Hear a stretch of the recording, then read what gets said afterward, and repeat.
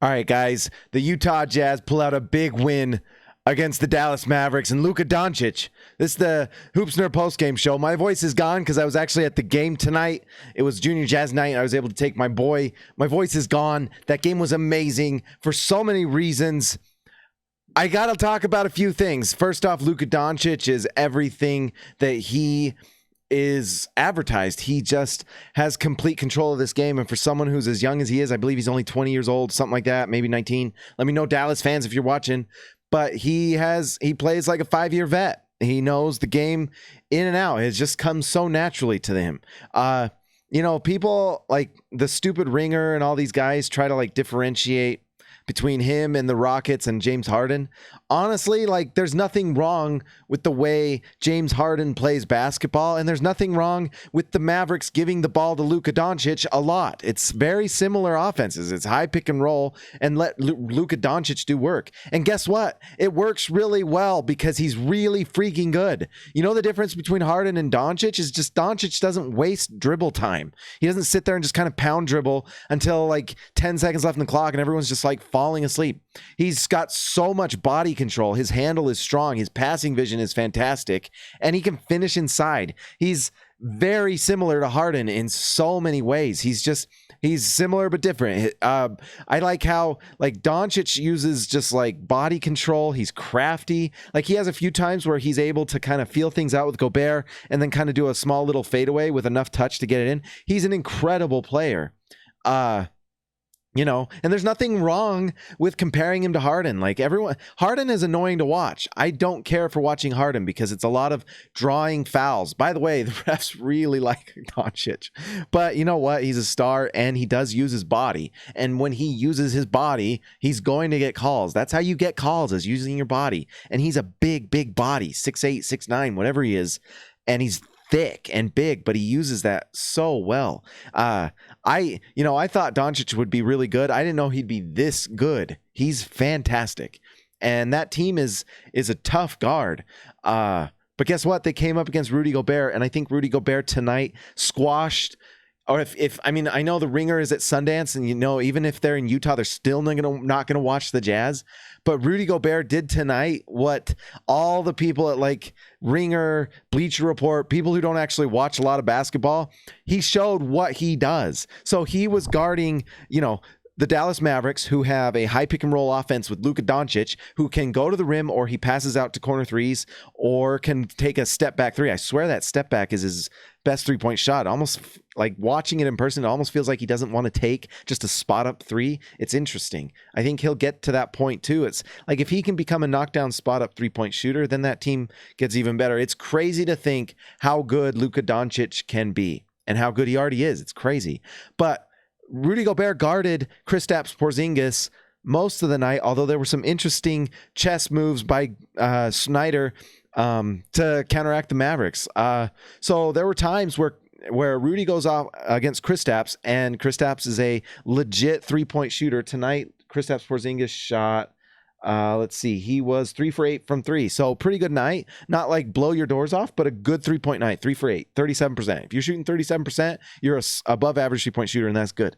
But Rudy Gobert guarded him, but was also able to guard Luka Doncic. There were times where it got a little hairy for the Jazz because Doncic was getting to the rim. Doncic had a pretty good percentage tonight, even though he was going against Rudy at times. 44% from the field. He had 25 points tonight. But the points that he scored were usually when Rudy Gobert was out, kind of having to guard Kristaps Porzingis. So one interesting move that Quinn Snyder makes, he actually had, I don't know if it's Finney Smith or who it was, but he actually had Rudy Gobert guarding a wing. So not Doncic, not Kristaps, and it actually kind of worked because what he would do is Rudy would guard the wing because guess what? He can guard wings. Anyone who says that does not know what they're talking about. So if you say Rudy Gobert can't guard the perimeter, go do something else. If you write for the Ringer and you say Rudy Gobert can't guard the perimeter, go get another job. Go write about soccer or something, because I guess that's what people do when they want to be cool on Twitter, is write about soccer, because you can't talk about Rudy Gobert and he's in this perimeter myth. It's a myth. It wasn't even true against Harden. It was absolutely a myth. But just some people want to say something like you can play Rudy Gobert off the floor. Guess what? Rudy Gobert was the most important player tonight for the Jazz. And if Rudy Gobert does not play against the spread floor Dallas Mavericks, then the Jazz don't win. Flat out. He was absolutely a monster tonight. But because Rudy Gobert was able to guard a wing, not the point guard, not even the center, a wing. He was able to come and guard the rim and then go back out to the wing. And then there were times, because he's out guarding a wing, when they switch the ball, he was able to switch on to Doncic. And when Rudy Gobert guarded Doncic one-on-one, it went very, very, very well for the Jazz, not for Doncic. He had like 2 buckets inside on Rudy because he has incredible ability. Like whenever anyone scores on Rudy Gobert, I'm amazed because he's out of this world good at defending the rim. So shout out to Luka Doncic, who's fantastic. But Rudy Gobert is just he might be the best defender that's ever played this game. And that's not an exaggeration. If you think then you need to watch more Rudy Gobert, because he is more mobile than Mutombo. He is a better rim protector than Mutombo. He can guard the perimeter like anyone out there. Like, sorry, if you take a shot and a pull up on Rudy Gobert on the perimeter, he will block you. He can guard wing threes. He can guard the main ball handler. I mean, the only one I've ever seen him struggle with is Damian Lillard because he's so fast. But even Damian Lillard, he blocks him at the rim on a recovery. It's just a myth. Don't say it anymore. Don't say untrue things that are false. It's a commandment. Thou shalt not lie. Thou shalt not lie. Do not say it anymore. Thou shalt not lie. Rudy Gobert will guard any perimeter player. Any of them. It was at a certain point in this game where you just felt like, you know what? Screw it. Have him guard Luka Doncic. Have him be his man. It's like Junior Jazz. They match up wristbands. That's who you know you guard. Guard Luka Doncic, just like Junior Jazz, and he will stop him, because tonight he showed what he did. And when it mattered most, he blocked the shot at the rim.